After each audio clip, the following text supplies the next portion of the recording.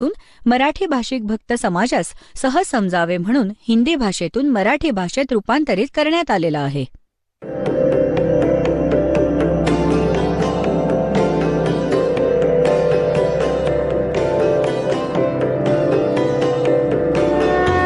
और ज्ञान सब ज्ञान डी कबीर ज्ञान सो ज्ञान और जैसे घोड़ा तोब का करता चले मैदान. जगद्गुरु तत्वदर्शी संत रामपालजी महाराजांचे अमृत वचन सर्व पवित्र धर्मांच्या व पवित्र शास्त्रांच्या आधारावर. आपल्या मुलीला म्हणजे त्यांच्या जावयाला त्यांची जवळजवळ 2500 बिघा, जसे राजस्थानात बिघा असतो तर 2500 बिघा पहिले बिघेच होते इथे, पण नंतर हे झाले इथे एकर. तर 2500 बिघा जमीन होती. इतके मोठे शेतकरी होते.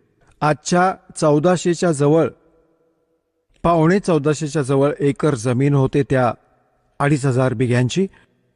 तर सर्व संपत्तीचे वारस मग गरीबदासजीच होते. 10 वर्षांचे बालक होते. त्यांचे वडील म्हणजे आजोबा तोपर्यंत तिथे बरोबरच होते. तर त्यांच्याकडे जवळजवळ 150 गायी होत्या. गायरान, कारण की त्यांची शेतं खूप मोठी होती, गायी ठेवत होते. गरीबदासजी त्या गायींना राखायला जात होते चारण्यासाठी जंगलात. त्यांच्याबरोबर अन्य गावातले काही त्यांचे शेतकऱ्यांकडे जे भाड्यावर गुराखी होत असत आणि काही अन्य गाववाले पण आपल्या गायींना त्यांच्या शेतात चारण्यासाठी बरोबर जात असत. संवत 1784 म्हणजे सन 1727 आणि फाल्गुन उतरती द्वादशी म्हणजे फाल्गुन शुद्ध द्वादशीला दिवसाच्या जवळजवळ 10 वाजता सगळ्या गायी चरत होत्या. काही बसल्या होत्या झाडाखाली. जांडी त्या साईडमध्ये, जसे राजस्थानात जांड होतात ना, जांडिया, अशी स्थिती होती त्या क्षेत्राची त्यावेळी, जे आज खूपशा क्षेत्रात राजस्थानात. तर जिथे जांडी जास्त असायची त्या जांडींच्या जवळ बसली होती. आणि एक रस्ता आहे, गाव कबलाना आहे, छुडाणीच्या सीमेलगत. गाव कबलानापासून गाव छुडाणीपर्यंत कच्चा रस्ता येत होता. त्या कच्च्या रस्त्यावर एक मोठे झाड होते जांडीचे. त्याच्या खाली सगळे गुराखी बसले होते, इन्क्लुडिंग गरीबदासजी. आणि ते भोजन करत होते. आपले 10 वाजता भोजन घेत होते. त्याच वेळी परमात्मा सतलोकातून आले कबीरदेव, एका जिंदा महात्म्याची वेशभूषा बनवून. कलियुगात ते ज्यांना भेटले आहेत जिंदा, जसे जिंदा महात्मा कसा असतो, मुसलमानात विशेष करून या वेशभूषेचे फकीर आढळतात. डोक्यावर काळा टोप असतो, उंच निमुळता गोंड्यासहित असा उभा, आणि एकच ओव्हरकोट असतो काळ्या कापडाचा, काळ्या रंगाचा. ओव्हरकोट टाईप एक वस्त्र नेसतात आणि एक अंडरवेअर विजार गुडघ्यापर्यंतची. अशा वेशभूषवाल्याला जिंदा महात्मा म्हणतात. दाढी केस वाढलेले असतात त्याचे. या वेशभूषेत परमात्मा थोड्याशा दूरवर सतलोकातून येऊन उतरले आणि त्या कच्च्या रस्त्यावरून जात होते. बाजूला सोबत गुराखी बसले होते. गरीबदासजी पण बसले होते. त्या गुराख्यांमध्ये मोठे पण होते, कोणी 40 वर्षांचे, कोणी 30 वर्षांचे, कोणी 10-15 वर्षांचे, कोणी 50 वर्षांचे. वृद्ध पण होते, प्रौढ पण होते. तर त्यात एक विशेषता होती, रस्त्यावर चालणाऱ्या साधू संतांचा आदर तर होताच होता, सामान्य व्यक्तीला पण विशेष रिगार्ड देत असत आणि प्रार्थना करत असत. या भोजन घ्या, दुरून चालत आला आहात, पायी चालत आहात, या महाराज बसा, भोजन घ्या. उभा राहिला एखादा भक्त आणि हात जोडले. परमात्मा आलेच यासाठी होते, बसले त्यांच्याजवळ. तेव्हा म्हटले की भोजन घ्या. परमात्म्याने म्हटले, कबीर परमेश्वराने, त्या परमक्षर ब्रह्मने, की बाबा भोजन तर मी करून आलोय माझ्या गावातून. गुराख्यांनी विचारले, तुमचं गाव कुठे आहे महाराज? तुमचा निवास कुठे आहे? की माझा निवास सतलोकात आहे. सतलोक नाव आहे माझ्या निवासाचं. आता त्यांनी विचार केला, असेल कोणतं तरी गाव, सतलोक नाव असेल त्याचं. तर महाराजजी भोजन घ्या. परमात्मा म्हणाले, भोजन नाही करणार, पोट भरून जेवण करून आलोय. दूध तर प्यावंच लागेल तुम्हाला. आमच्याकडे अशा गायी आहेत, आत्ता 5 मिनिटामध्ये दूध काढून देतो, अशा शांत गायी पण आहेत. तर परमात्मा म्हणाले, बाबा जर दूध प्यायला देत आहात तर कुमारी गायीचं दूध पितो मी. तर सगळे म्हणू लागले, बाबाजी तुझी दूध पिण्याची नियत नाहीये, तुम्ही तर चेष्टा करत आहात, उपहास करत आहात आमचा. तुम्हाला दूध प्यायचंच नाहीये. परमात्मा म्हणतात, पिऊ इच्छितो, काढा, कुमारी गायीचं दूध पितो मी बाबा. तर गरीबदासजी उभे राहिले. त्यांची प्रिय कालवड होती, जिला अजून बैलाने टच पण नव्हते केले. दूध प्यायचं आईचं तिनं सोडलं होतं. जवळजवळ 1 वर्षाचं वासरू गाय होती, 1 वर्षाची, 1.5 वर्षाची. तिच्या गळ्यात दोरी बांधली होती, तिला आणले पकडून आणि म्हटले, बघा महाराजजी, हिला वासरू तर नाहीये, दूध कसं देईल. परमात्मा म्हणाले, एखादं भांडं आणा, ज्यात दूध काढू, ही दूध देईल बाबा. आता तिथे एक मातीचं भांडं होतं, जसं पाणी प्यायला किंवा लस्सी प्यायला घेऊन जात असत, त्याला साफ करून ठेवलेलं होतं. तर त्याला म्हणाले की हे बघा ठेवलं भांडं. म्हटले त्याला परत धुवा. 1 वेळा चांगल्या तऱ्हेने परत धुतले, साफ केले. हिच्या खाली ठेवा, ह्या कालवडीच्या खाली. गरीबदासजी 10 वर्षांचा मुलगा पहिली तगडी होत असत, पकडून बसले आणि हसत आहेत, बघत आहेत बाबाजी कसे दूध काढतील. आता परमात्म्याने वासरू गायीच्या कमरेवर थाप मारली, लांब लांब आचळ झाले आणि दुधाची धार वाहू लागली. जेव्हा ते पात्र भरले, आपोआप दूध बंद झाले. गरीबदासजी आश्चर्यचकित की बाबाजी मोठे शक्तिवान आहेत. आता घ्या महाराजजी, मग प्या, तुम्हीच काढलेत. काही दूध परमात्म्याने प्यायले. मग गुराखी उपस्थित होते, छोटे मोठे जितके होते, ते त्यांना म्हणाले, घ्या बाळांनो प्या, हे दूध इथले नाहीये, माझ्या निवासाहून आले, सतलोकातून, अमृत आहे, हे प्या. ते गुराखी जे मोठे होते, समजदार मानत होते आपल्याला, ते म्हणू लागले, आम्ही नाही पिणार, जादू मंतरचे दूध आणि कुमारी गाईचे पाप लागेल आम्हाला. आणि तू उष्टे केलेस, काय माहीत तू कोणत्या जातीचा आहेस. ते तर उठून निघून गेले. म्हणतात, सकल पदार्थ है जग माही, कर्महीन नर पावत नाही. गरीबदासजी म्हणाले, द्या महाराजजी, तुमचं उष्ट अमृत मला कधी मिळेल. पुण्यात्म्यांनो, हा आहे तो पुण्यात्मा ज्यांच्यासाठी भगवान भटकत असतात. जे दृढ भक्त असतात त्यांचा स्वभाव वेगळा असतो, त्यांची लक्षणं वेगळी असतात. तर लगेच घटघट जितकं प्यायचं होतं तितकं प्यायलं व बाकीचं ठेवून दिलं. तर परमात्म्याने त्यांना ज्ञान समजावलं, सर्व कहाणी ऐकवली. मग मुलाला परमात्मा, तर त्या परमात्म्याला म्हटले मुलाने की भगवान, तुम्ही असे स्थान सांगत आहात, कारण की तिथे तर सर्व दुःखच दुःख होतं. जसं राजस्थान वाळवंट असं ते क्षेत्र होतं, ना कोणतं कालव्याचं साधन होतं, त्यावेळी दुःखच दुःख होते तिथे. कधी दुष्काळ पडत होता. तर परमात्म्याने सांगितले की माझे जे निवास आहे बेटा, तिथे अशी दुधाची नदी वाहते, तुपाची सरोवरेच सरोवरे आहेत, आणि तिथे काजू, किशमिश, सफरचंद, संत्रे, सदाबहार वृक्ष आहेत. तिथे कशाचा अभाव नाहीये. खूप सुंदर लोक आहे. आता बालक होता, प्रबळ इच्छा झाली की भगवान, काय तो लोक मला मी बघू शकतो का. परमात्मा म्हणाले, असे नाही बघू शकत, पहिले तुला मंत्र घ्यायला लागेल, माझा शिष्य बनायला लागेल, तेव्हा तू त्यात प्रवेश करू शकतोस. म्हणाले, मग बनवा. कसे बनवाल मला शिष्य. परमात्म्याने प्रथम मंत्र दिला आणि सांगितले, बाळा आता तुला सतलोकात घेऊन जातो, माझे निवासस्थान दाखवून आणतो. त्याच्या आत्म्याला काढले, वरती घेऊन गेले. ब्रह्मा विष्णू महेशचे लोक दाखवले, धर्मराजाचा लोक दाखवला, जिथे बसून तो सगळ्यांचा न्याय करतो. 21 ब्रह्मांड काळाचे दाखवले. काळाची ती तप्तशिला दाखवली, जिथे 1,00,000 मानव शरीरधारी प्राण्यांना हा इथला भगवान भाजून खातो, ज्याच्यासाठी तुम्हाला इथे पाळून ठेवले आहे, थांबवून ठेवले आहे, फसवून ठेवले आहे, मूर्ख बनवून ठेवले आहे. आणि त्या काळाच्या डोक्यावर पाय ठेवून परमात्मा त्याला वर घेऊन गेले. क्षरपुरुष, अक्षरपुरुषाचा लोक दाखवला, त्या परब्रह्मचे 21 ब्रह्मांड दाखवले. मग वर आपल्या सतलोकात 12वे द्वार पार करून सतलोकात पोहोचले गरीबदासजींना घेऊन.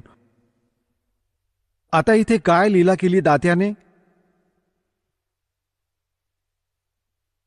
तिथे परमात्मा अन्य रूपात त्याच चेहऱ्याने एक अन्य रूप सिंहासनावर विराजमान आहेत. डोक्यावर मुकुट आहे, जसा राजा घालतो. खूपच सुंदर मुकुट पांढऱ्या रंगाचा. वरती एक छत्र आहे, खूप सुंदर पांढऱ्या रंगाचे. खूप सुंदर सिंहासन ज्यात हिरे मोती आणि लाल लावलेले होते. पांढऱ्या रंगाचे तो बसला आहे भगवान.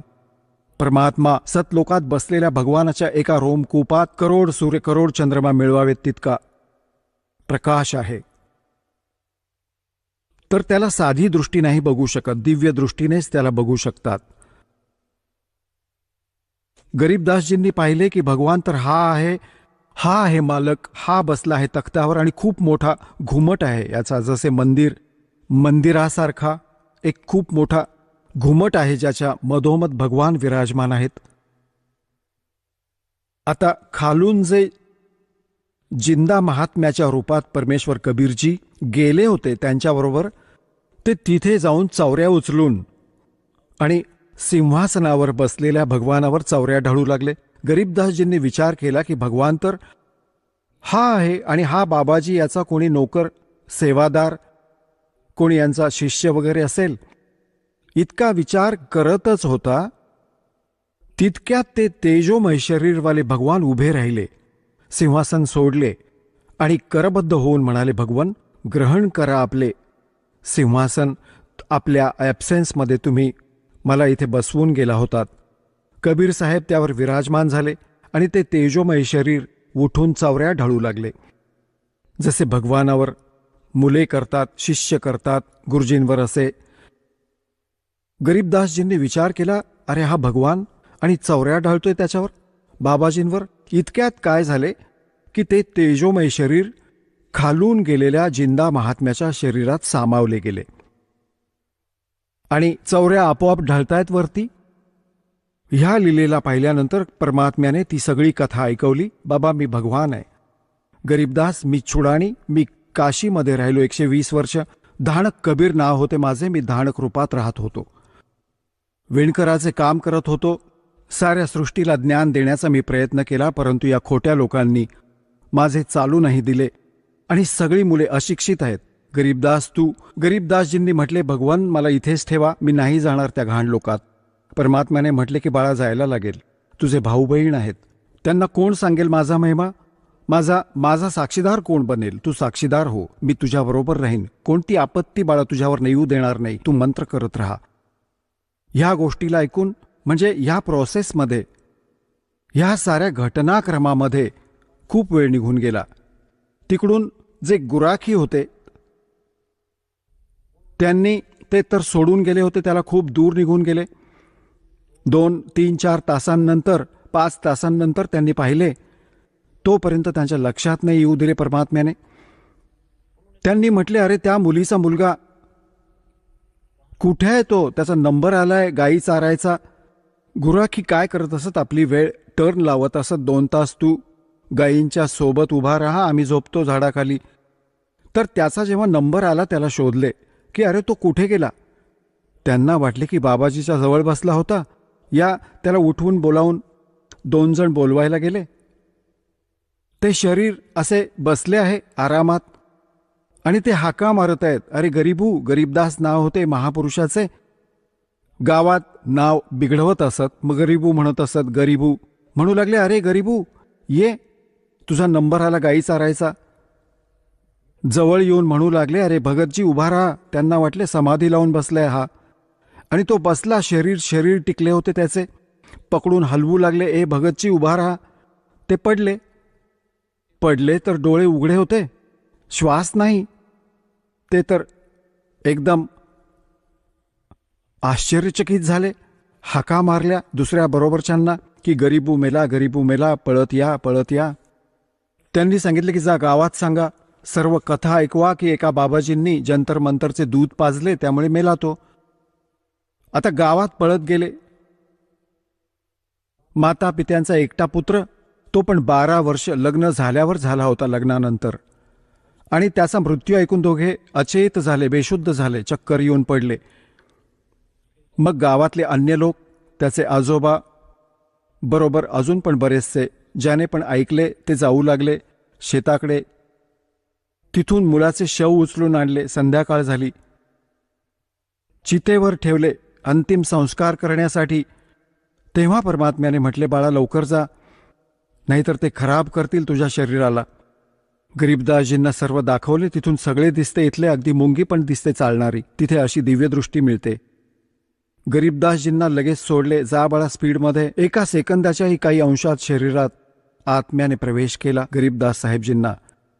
असे जसे चितेवर बसले होते, जसे बांधून येतात ना, तिरडीवर बांधतात दोरी, कुठे पडू नयेत रस्त्यात, ते जसेच्या तसे ठेवलेच होते.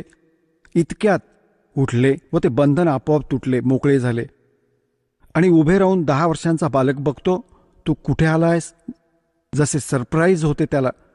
त्याची भाषा बदलली, त्याचे विचार बदलले. वृद्धासारखे बोलू लागला आणि ही वाणी ऐकवू लागला. आता ज्याच्याशी पण बोले ही अमरवाणी बोलून बोलत असे. गाववाले ह्या वाणीशी परिचित नव्हते आणि आपले आपण बोलत राहायचे कुठेही उभे राहून. मुलांमध्ये बसायचे, मुलांना ही कहाणी ऐकवायला लागायचे. अलल पंख अनुराग सुन मंडल रथीर, दास गरीब उधारिया सतगुरु मिले कबीर. तर सगळं गाव त्याला म्हणू लागला, मुलगा वेडा झाला, वेडे वाकडे बोलत आहे, याची भाषा समजत नाही, वेडा झाला, मेंटल झाला हा. त्याला वेडा म्हणू लागले गावात. बावळा म्हणतात ना, वेडा, बावळा, त्याला बावळा म्हणू लागले.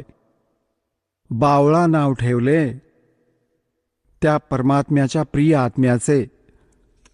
त्या तत्वज्ञानहीन प्राण्यांनी सांगतात, गरीबदास जी को भी बावड़ा बता के कर ले दुनिया सैनी का. आता जेव्हा गरीबदासजी 13 वर्षांचे झाले तेव्हा त्यांना हा संतोष झाला आईवडिलांना आणि गाववाल्यांना की बाबा काही हरकत नाही, वेडा तर झालाच आहे हा, तरी पण त्याची आई ही मुलगी आपल्या या वेड्याला बघून त्याच्याबरोबर आपल्या जीवनात संतोष मानेल की ही मरणार नाही याच्या वियोगाने. कृपा आहे भगवानाची. जिवंत तर झाला, वेडा झाला तर झाला. यामध्ये 3 वर्ष निघून गेली. एक दादूपंथी, दादू, जसे पण आपले महात्मा दादूजींचा उल्लेख केला दासाने की त्यांना पण भगवान भेटले होते. कबीर साहेब 7 वर्ष वय असताना, 7 वर्षांचे बालक होते तेव्हा ते. आणि त्यांना पण असे वनात, जसे गावाबाहेर थोडेसे जंगल असायचे, म्हणजे थोडे जंगल असायचे, त्याला वन म्हणायचे. तिथे मुलांबरोबर खेळत होता. परमात्मा जिंदा महात्म्याच्या रूपात आले. त्यांच्याशी पण ही चर्चा केली. आता परमात्म्याने आपल्या तांब्यात सतलोकातून अमृत आणले होते, ते ठेवले होते. तर बोलता बोलता ज्ञान ऐकू लागले. मुले मोठ्या इंटरेस्टने ऐकू लागली. दादूजींनी म्हटले, हे भगवान, तो लोक कसा आहे तुमचा? काय मी बघू शकतो? म्हटले, हो बाळा, बघू शकतो, पण दीक्षा घ्यायला पाहिजे आधी. तर द्या मला दीक्षा. मंत्र ऐकवला. मग त्यानंतर एक पेय पदार्थ पाजायचा असतो, जसे आम्ही तुम्हाला मिसरी व जल पाजतो हे अमृत. अशा प्रकारे भगवानाने काय केले, त्या विड्याच्या पानावर पहिले तर अमृत स्वतः प्यायले, उष्टे केले आणि मग त्यातूनच विड्याच्या पानावर घातले. पान, जवळपास कोणते पानाचे झाड होते त्यावर हे असे घातले की घे बाळा, पिऊन घे. सगळी अन्य मुले पण बसली होती, त्यांना पण सांगितले, घ्या, तुम्ही पण घ्या, अमृत आहे हे. ती तर उठून पळून गेली की नको, बाबाजी देतोय, कसले पाणी देतोय, उष्टे केले तू. आता त्याने दादू साहेबजींनी, द्या भगवान, तुमचे उष्टे कधी मिळेल, ते प्यायले. प्यायल्यानंतर परमात्म्याने म्हटले की तुला दाखवतो सतलोक, हो घेऊन चला.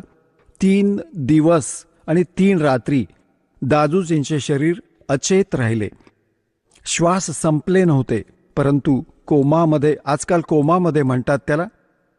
आणि आत्म्याला घेऊन गेले परमात्मावरती. जशी गरीबदासजींच्या बरोबर लीला केली होती तशीच केली आणि 3 दिवसांपर्यंत नातेवाईक गोळा झाले. ना मुलगा मरत आहे ना जगत आहे, हाहाकार माजलाय.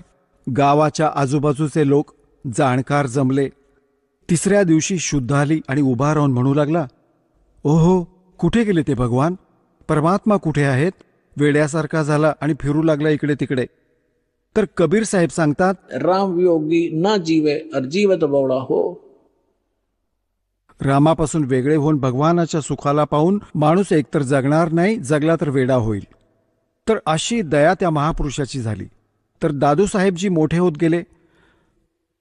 जेव्हा जेव्हा त्यांनी अमृतवाणी बोलली तिथे त्यांच्या शिष्यांनी लिहिली. दादूसाहेबजींच्या आणि दादूसाहेबजींच्या ग्रंथात विद्यमान आहे ही वाणी. आता दादूजी काय सांगतात, थोडीशी महिमा परमात्म्याची दादूजींच्या शब्दात ऐकवतो. पुण्यात्म्यांनो, परमात्मा शब्द म्हणताच पाप कमी व्हायला लागतात जीवाचे. परंतु जो परमात्मा आहे त्याला उद्देश बनवून त्याला परमात्मा म्हटले जावे. आता जसे आपण तहसीलदाराला प्रधानमंत्री म्हणू लागलो आणि त्याच्यासमोर ॲप्लिकेशन ठेवले, प्रधानमंत्रींच्या स्तराचं काम आणि त्या तहसीलदाराच्या समोर ठेवलं, जरी प्रधानमंत्री म्हणाले कितीही विनवणी केली तरी तो काम नाही करू शकणार. तर प्रधानमंत्र्यांचाच उद्देश घेऊन त्याच्यासमोर अर्ज ठेवू तेव्हा ते काम होईल. आता काय सांगतात दादूसाहेबजींनी कसे गुण गायले आहेत. जो जो शरण कबीर के वो तिर्गे अंत अपारे. दादू गुण के ता कहूँ भाई कहत न आवे वार. कहत न पावे पार. कबीर करता आप है दूजा ना कोई. दादू पूर्ण जगत को भक्ति दृढ़ावत सोए. ठिका पूरा होए जब सब कोई तजे शरीर. दादू काल पकड़े नहीं जपे जो नाम कबीर. आदमी की आयु घटे तब जम घेरे आए. स्मरण किया कबीर का दादू लिया बचाए. मेट दिए अपराध सब आए मिले छन माही. दादू संग ले गए कबीर चरण की छाई. सेवक देव निज चरण का दादू अपना जान. भृंगी सत कबीर ने कीन्या आप समाने. दादू अंतर्गत सदा छन छन सुमरण ध्याने. वारू नाम कबीर पर पल पल मेरे पराणे. सुन सुन साख कबीर की यूं काल नवावे माथे. धन धन तीनों लोक में दादू जोड़े हाथ. केरी नाम कबीर का विखम काल गजराज. दादू भजन प्रताप से ये भाग गए सुनत आवाज. पल एक नाम कबीर का दादू मन चित लाए. अस्थि के असवार को ये स्वान कल ना खाए. सुमरत नाम कबीर का कटे काल की पीरे. दादू दिन दिन ऊंचा होवे फिर परमानंद सुख सीरे. दादू नाम कबीर की जय कोई लेवे ओटे. तिनको कभू लागे नहीं ये काल बजर की चोटे. और संत सब कूपे हैं केते झरीता नीर. दादू अगम अपार है ये दरिया सत कबीर. अब ही तेरी सब मिटे ये जन्म मरण की पीर. श्वास उश्वास सोमर ले दादू नाम कबीर. कोई सरगुण में रीझ रहा कोई निर्गुण ठहरोवे.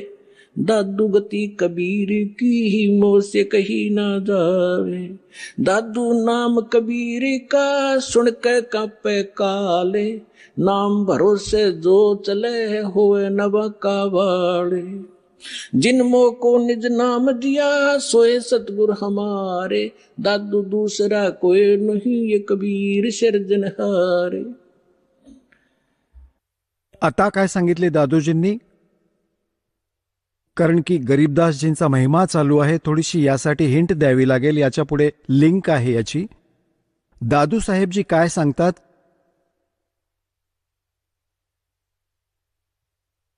की सुन सुन साख कबीर की. साख म्हणजे महिमा, परमात्म्याचे सामर्थ्य. ऐक ऐक जसे जसे परमात्म्याचा महिमा जिथे चालू आहे, तर काळ पण डोकं ठेवेल, कारण तो तर समर्थ आहे.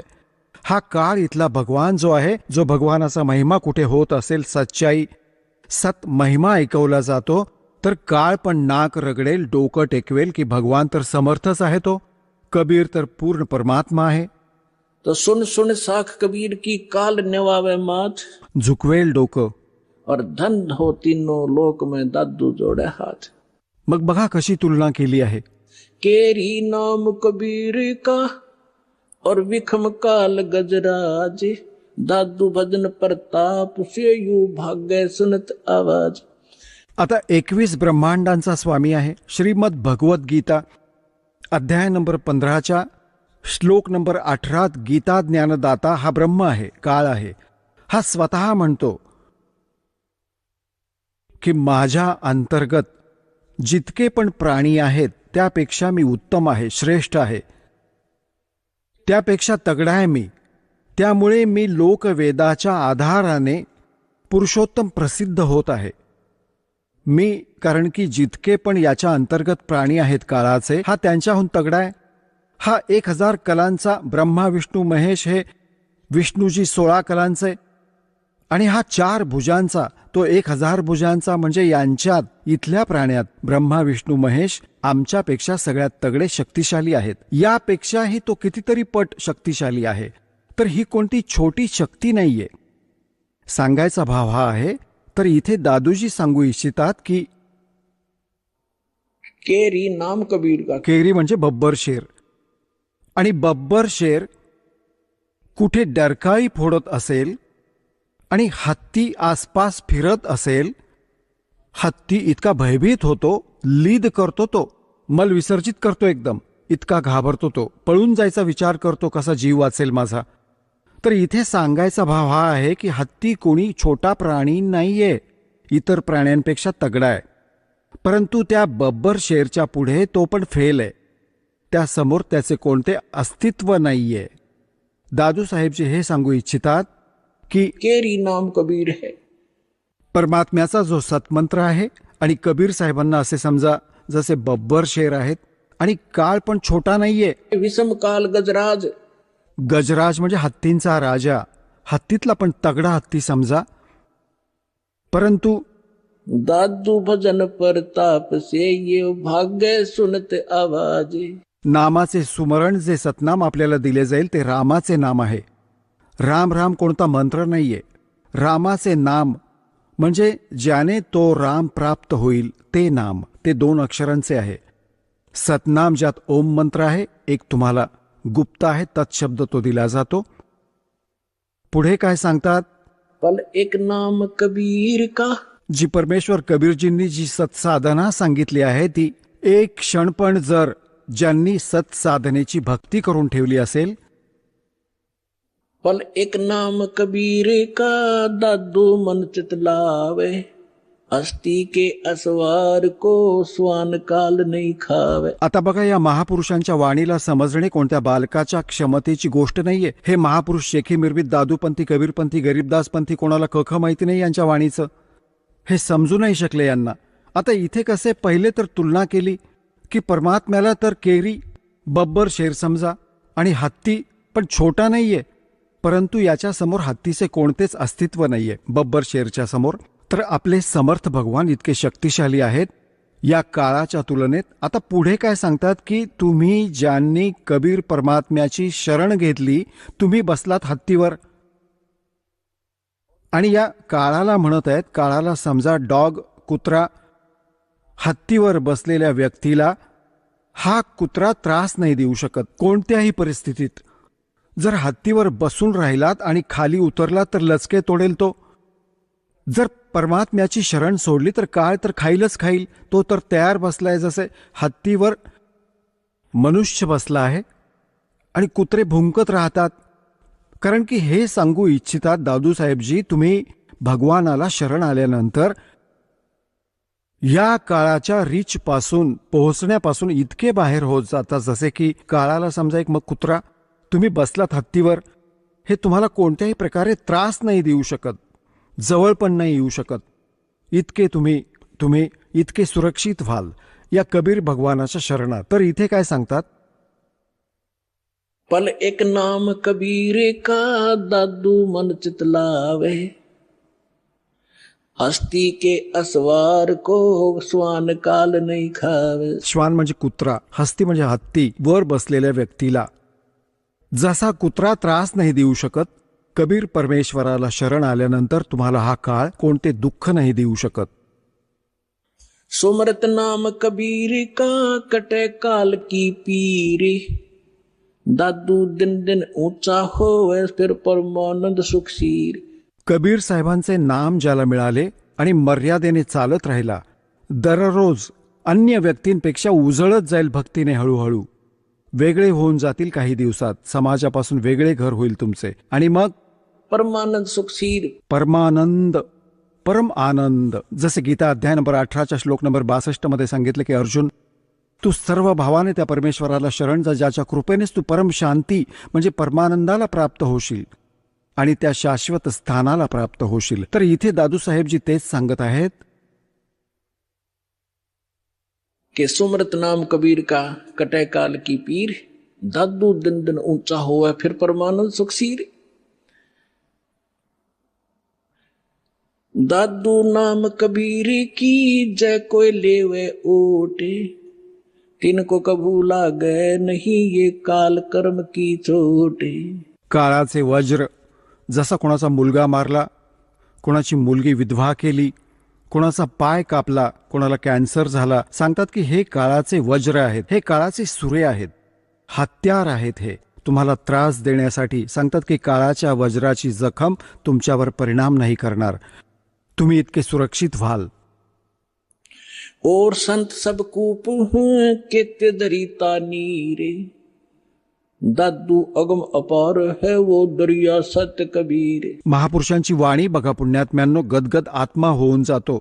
आता ज्यांना हे नकली आचार्य व शंकराचार्य व मंडलेश्वर महर्षी असे म्हणायचे की ते तर न शिकलेले होते, अशिक्षित होते, मूर्खांची भाषा आहे त्यांच्या ग्रंथात. यात कशी वेगळी तुलना केली आहे की और संत सब कूप हैं. जसे दासाने परमात्म्याची परिभाषा सांगितली, तहसीलदार पण साहेब आहे, त्याची जितकी शक्ती आहे तितकाच मालक आहे. डेप्युटी कमिशनर, कमिशनर पण साहेब आहे, मंत्री, प्रधानमंत्री, मुख्यमंत्री हे सगळे साहेब आहेत. तर इथे हीच तुलना केली आहे की दुसरे संत, जसे तुम्ही ऐकता की त्या गावात एक बाबा होता, त्याने असे केले, एकाने असे केले, छोटे मोठे सांगतात, हे पण आपली शक्ती ठेवतात, परंतु ते कंप्लीट नाहीयेत, त्याने सर्व लाभ नाही होऊ शकत. तुमची तहसीलदाराशी मित्रता आहे तर एक रजिस्ट्री करू शकता, वर्ष, 6 महिने, 2 वर्ष, 10 वर्ष, 50 वर्षात एकच काम करून घेऊ शकाल बाकी. आणि समर्थाला शरण जाल तर किती सगळी कामे होत जातील तुमची. अशा प्रकारे काय सांगतात, और संत सब कूप हैं. अजून संत पण तुम्ही जसे सांगता, ज्यात जसे कुणी विष्णूचे पुजारी आहेत आणि त्याने विष्णूची भक्ती करून काही शक्ती संग्रह केला, तर त्यातून वाटू शकतो की थोडाफार आराम देईल तो, परंतु दोघे नरकात लास्टमध्ये, शिष्य पण गुरु पण. तर इथे सांगतात और संत सब कूप हैं. दुसऱ्या महात्म्यांना समजा ते तर एक विहीर आहे. विहीर तर प्यायला देण्याचं काम करते, सिंचनामध्ये नाही पुरेशी होऊ शकत. काय असतं, 1-2 थोडीफार बिघाभर जमीन पूर्ण दिवसात सिंचन केली तर सफिशियंट नाहीये. आणि म्हणतात झरिता नीर म्हणजे कोणत्या झऱ्यातून वाहत आहे, छोटा मोठा ओढा आहे, तो पण कंप्लीट आराम नाही देऊ शकत त्या क्षेत्राला.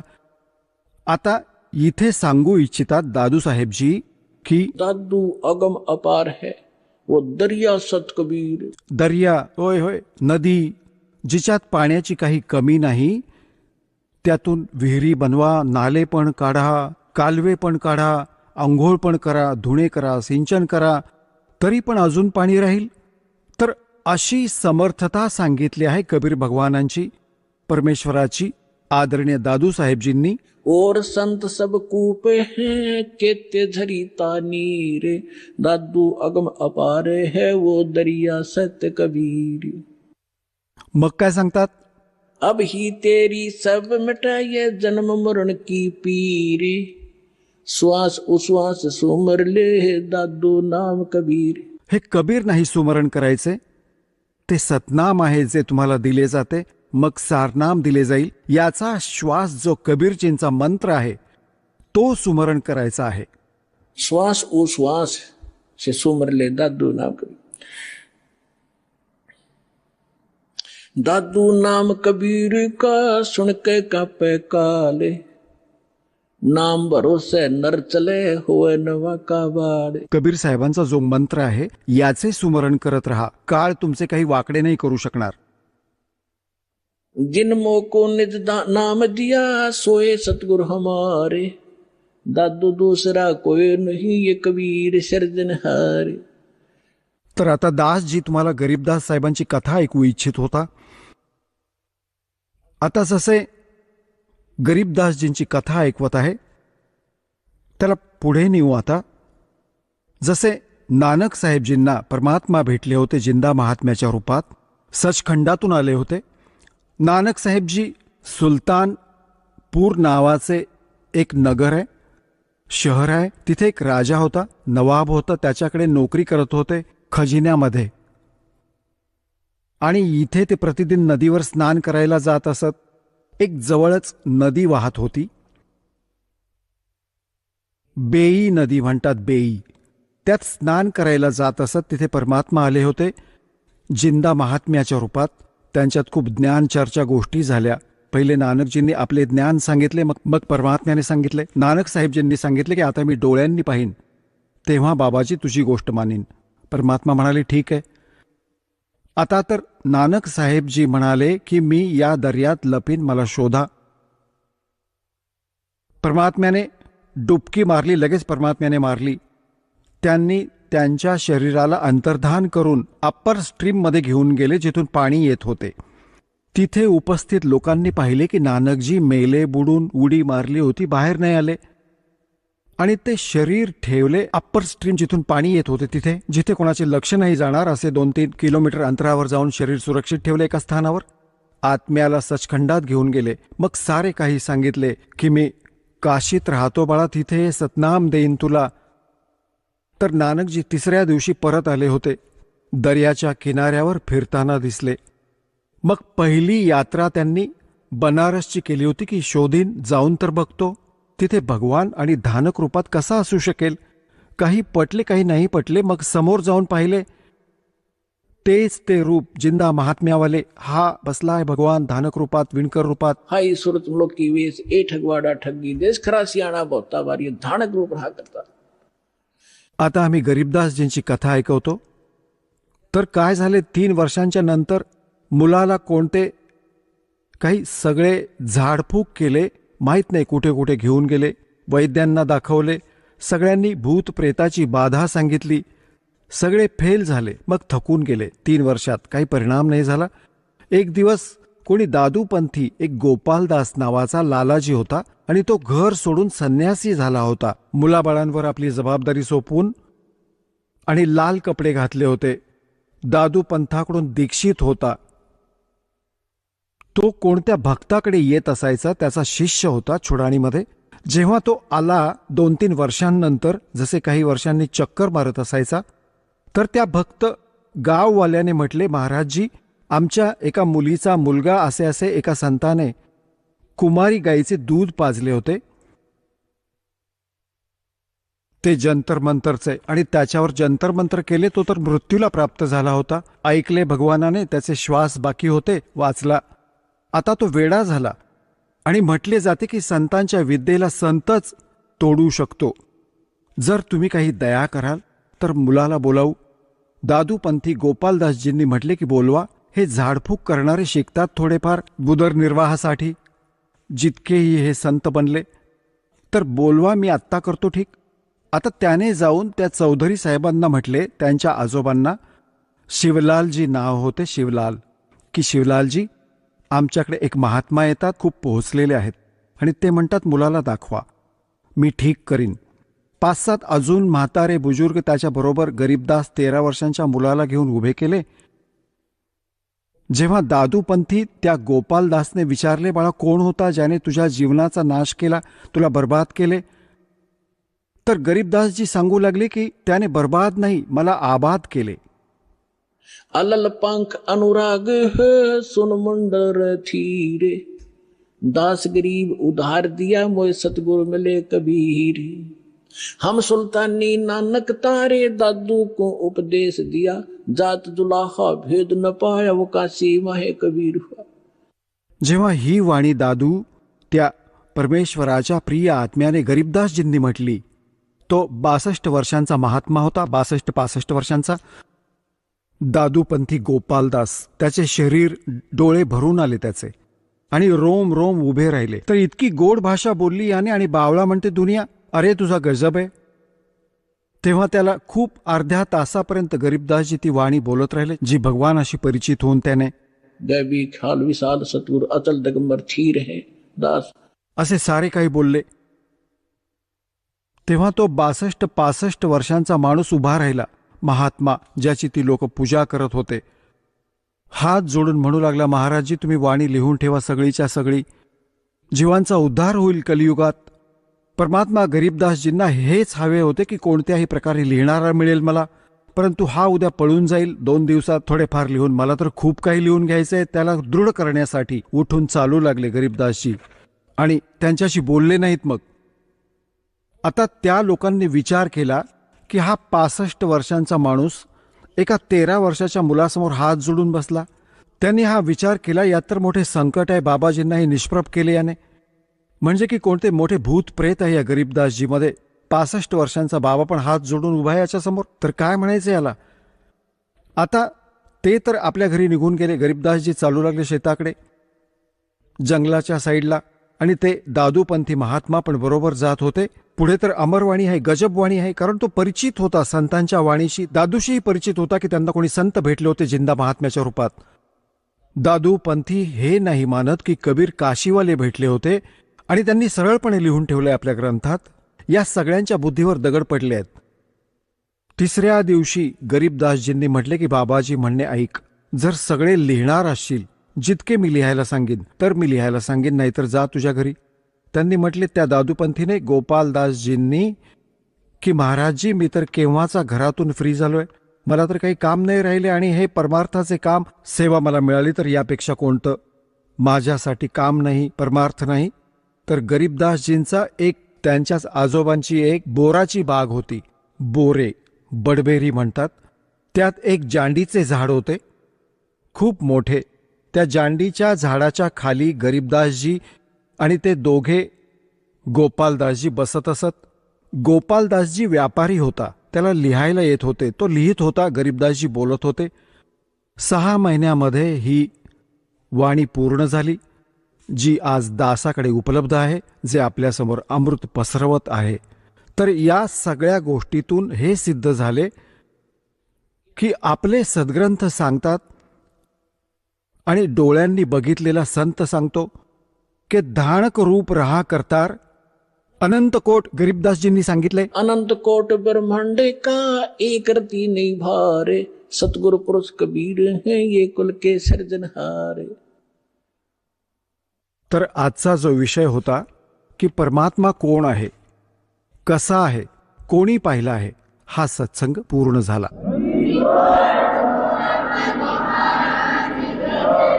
चला आता आपण त्या श्रद्धाळूंचे अनुभव जाणून घेऊयात, ज्यांनी जगद्गुरू तत्वदर्शी संत रामपालजी महाराजांकडून दीक्षा प्राप्त केलेली आहे, तसेच त्यांच्याद्वारा सांगितलेल्या भक्ती मार्गावर चालत आहेत. नमस्कार. नमस्कार. आपलं नाव? चेतन दशरथ शेंडे. आपण कोठून आलात? मी द्वारकानगर, नागपूर, महाराष्ट्र. आपला व्यवसाय काय आहे?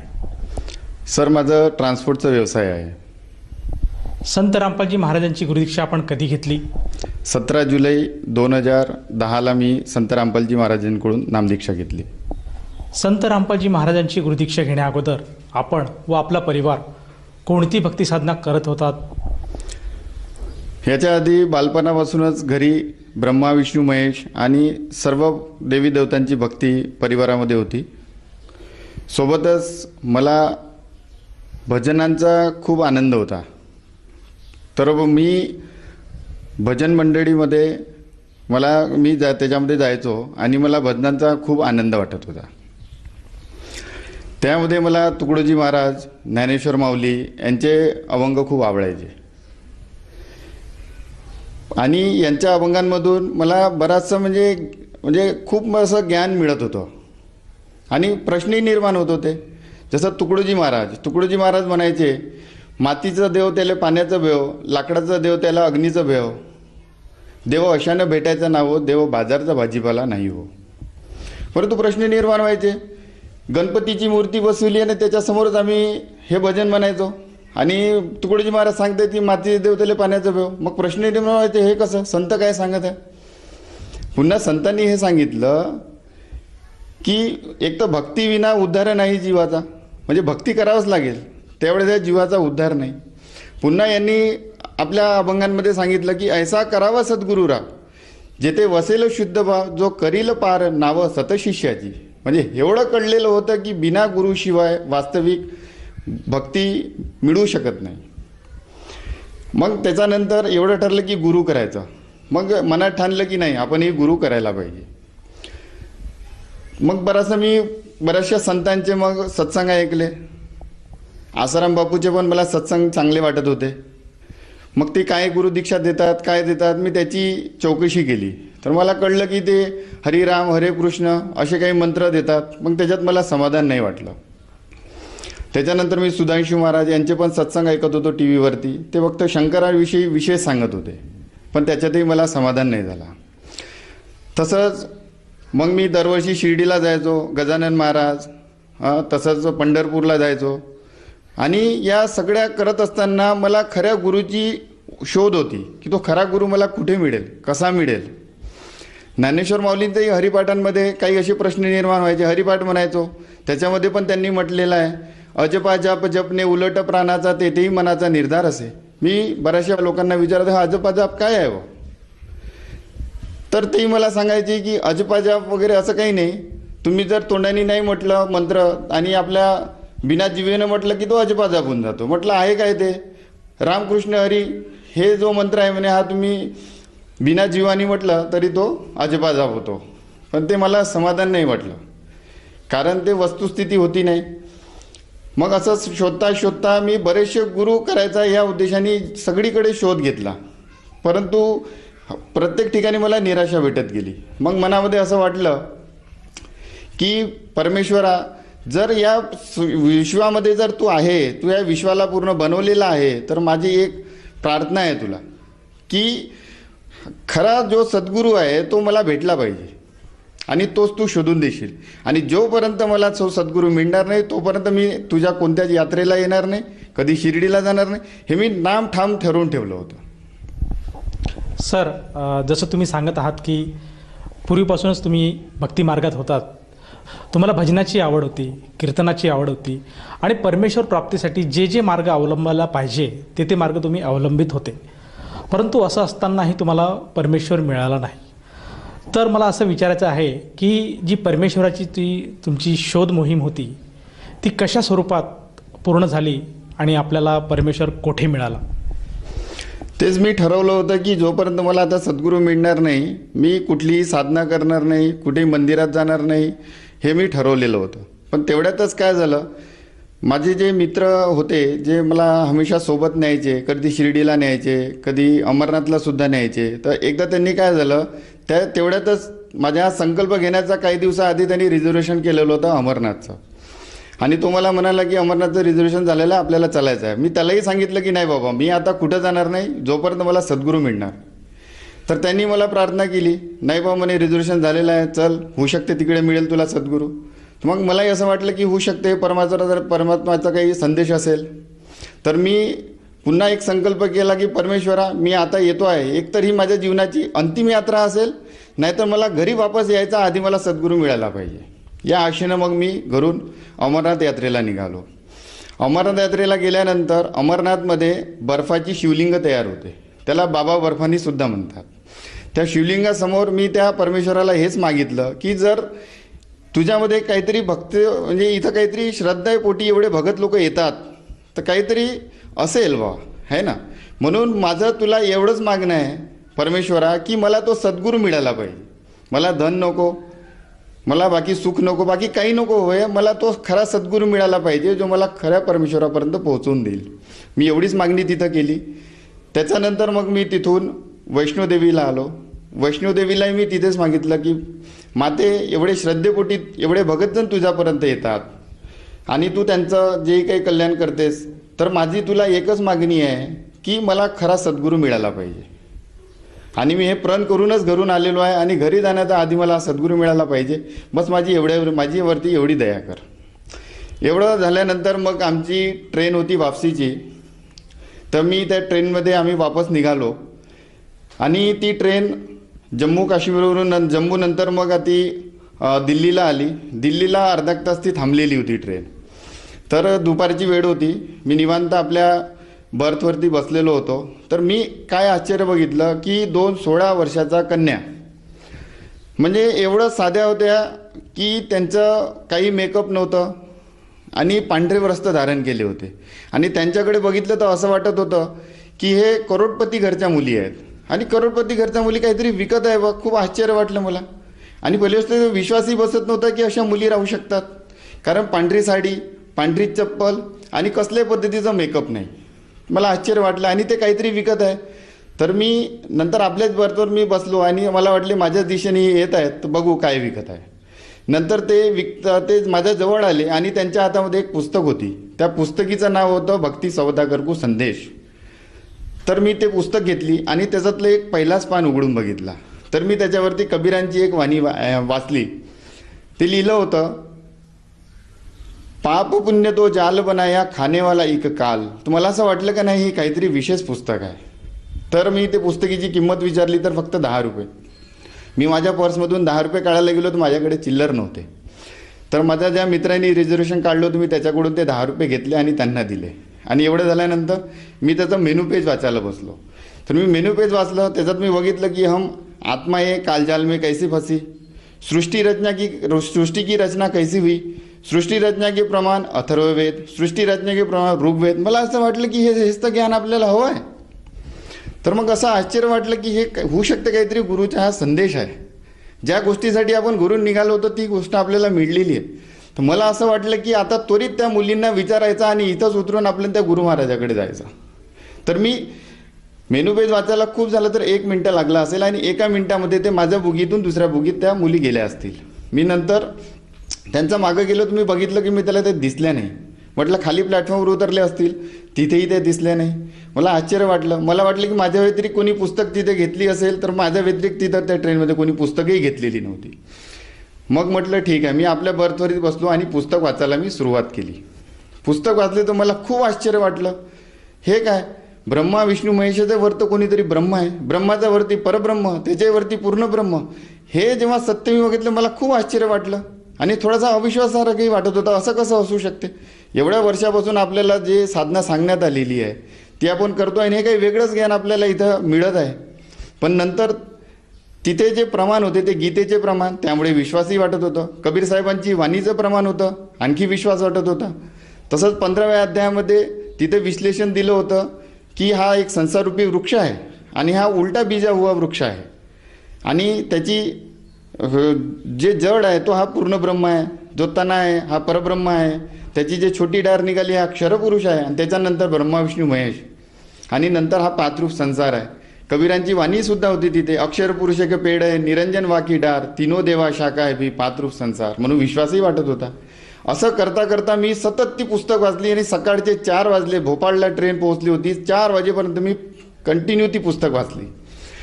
त्याच्यानंतर नागपूरला पोहोचलो. नागपूरला 10-10:30ला ती ट्रेन पोहोचली. नागपूरला पोहोचताबरोबर बसमध्ये बसलो, घरी आलो. घरी येताबरोबर मी गीता उघडून बघितली. पटकन गीता उघडली आणि मी बघितलं की तिथे 15व्या अध्यायामध्ये खरंच असं आहे का, तर तसंच बघितलं. तिथं लिहिलं होतं ऊर्ध्व मूलं मधुशाखम. मला खूप आश्चर्य वाटलं की परमेश्वरा एवढं अनमोल ज्ञान हे कुठं लपलेलं होतं. मला खूप आनंद झाला आणि नंतर त्या पुस्तकीवरचे जे दिलेले नंबर होते तिथे मी संपर्क केला आणि त्यांना कॉल केलं आणि मग त्यांनी मला सांगितले की बरवाला या ठिकाणी हरियाणामध्ये बरवाला एक आश्रम आहे, इथे गुरुजी नामदीक्षा देतात. आणि मग मी तिथे जाऊन मी नामदीक्षा घेतली. सर, जसं तुम्ही सांगत आहात की संत रामपालजी महाराजांचे लिखित जे पुस्तक आपण वाचलं, त्या पुस्तकातनं आपल्याला जो एक संदेश मिळाला की परमेश्वर कोण आहे आणि सद्भक्ती काय आहे, आणि त्या संदेशाद्वारे आपण संत रामपालजी महाराजांची गुरुदीक्षा घेतली. तर ह्या गुरुदीक्षे घेतल्यानंतर ही गुरुदीक्षा आपण जेव्हा स्वीकारली आणि सतसाधना केली, त्यामुळे आपल्याला व आपल्या परिवाराला काय काय लाभ प्राप्त झालेत? ही गुरुदीक्षा घेतल्यानंतर मी घरी सगळ्यांना सांगितलं की ही वास्तविक गुरुभक्ती ही अशी आहे आणि संत रामपालजी महाराज हे तत्वदर्शी संत आहेत. सगळ्या सद्ग्रंथामधून हे वास्तविक सांगतात की तो पूर्ण ब्रह्म, तो परमेश्वर कोण आहे. मी घरच्यांना सांगितलं पण घरचे काही ऐकायला माझे तयारच नव्हते, कारण ते ऑलरेडी पारंपरिक भक्तीमध्ये रंगलेले होते, त्यांनीसुद्धा गुरु केलेले होते इतरांना. तर ते हे गोष्ट माझी ऐकायलाच तयार नव्हते. तर मी मग हळूहळू त्यांना गुरुजीचे सत्संग ऐकायला लावले. काही दिवसांनी मग त्यांनी सुद्धा नामदीक्षा घेतली. त्याच्यानंतर बरेचशा संतांचे जे प्रश्न जे मला त्यावेळेस निर्माण व्हायचे त्याच्या उलगडा झाला जेव्हा गुरुजींकडून मी नामदीक्षा घेतली. तशाच प्रकारे जसं ज्ञानेश्वर माऊलींनी सुद्धा मुक्ताबाई एक सनद अशी एक पुस्तक आहे, ती मी वाचली होती. त्याच्यामध्ये त्यांनी म्हटलेलं आहे की हेची गृह्य ज्ञान नामदेवा लाभले कबीराने कथिले चारी युगी. म्हणजे तेव्हा असं आश्चर्य वाटत होतं की बघा हे किती तरी अनमोल म्हणजे ज्ञान हे ऑलरेडी आपल्या संतांनी सुद्धा सांगून ठेवलेलं आहे. तर मग अशा प्रकारे मग याच्यामुळे मला खूप लाभ झाला भक्तीमध्ये. आणि सगळ्यात महत्त्वाचं म्हणजे मला तो पूर्ण परमेश्वर मिळाला आणि तो मार्ग मिळाला ज्या मार्गामुळे मला मोक्ष प्राप्त होईल. सर, जसं तुम्ही सांगत आहात की संत रामपालजी महाराजांच्या साधनेमुळे आपल्याला तत्त्वज्ञान कळालं आणि मुक्तीचा मार्ग मिळाला. तर या अनुषंगाने आपले जे सहकारी आहेत किंवा जो मित्रपरिवार आहे, तसेच जे श्रोतावर्ग आज आपल्याला बघत आहेत, त्यांना आपण काय संदेश द्याल? संदेश तर नाही, पण मी सगळ्या भक्त समुदायाला मी प्रार्थना करू शकतो आणि सगळ्या समाज भावबंधांना माझी प्रार्थना आहे की संत रामपालजी महाराज यांनी 6 शास्त्र 18 पुराण, 4 वेद, भागवद्गीता, कुराण शरीफ, बायबल या सर्व सद्ग्रंथामध्ये प्रमाणित करून सांगितलेलं आहे. Who is God, Kabir is God, हे सगळं शास्त्रांमध्ये त्यांनी प्रमाणित ज्ञान करून सांगितलेलं आहे. म्हणून आता हे जे जीवन आहे हे आपलं उन्हा नको होऊ द्या, याला वाया नको जाऊ द्या आणि त्वरित जेवढ्यात लवकरात लवकर होईल तुम्ही संत रामपालजी महाराजांच्या शरणमध्ये येऊन त्या पूर्ण परमेश्वराची भक्ती करा, हीच माझी सगळ्या भावांना प्रार्थना आहे. सर, जर कोणा व्यक्तीला संत रामपालजी महाराजांची नामदीक्षा किंवा गुरुमंत्र घ्यावायचा असेल तर ती व्यक्ती गुरुदीक्षा कशी घेऊ शकेल? बऱ्याचशा चॅनलवरती गुरुजींचे सत्संग येत असतात. त्या सत्संगामध्ये खाली नाम म्हणजे मोबाईल नंबर तिथे पट्टीवरती येत असतात. त्या मोबाईल नंबरवरती संपर्क करून आपल्या जवळचा नामदान केंद्राचा पत्ता आपण घेऊ शकतो आणि तिथून आपल्याला निशुल्क नामदान मिळेल, तिथून नामदान घ्यावे. धन्यवाद. सत साहेब.